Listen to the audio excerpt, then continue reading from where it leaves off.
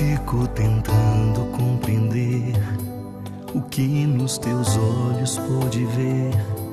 Aquela mulher na multidão que já condenada acreditou que ainda havia o que fazer, que ainda restara algum valor. E ao se prender em teu olhar, por certo haveria de vencer. E assim fizeste a vida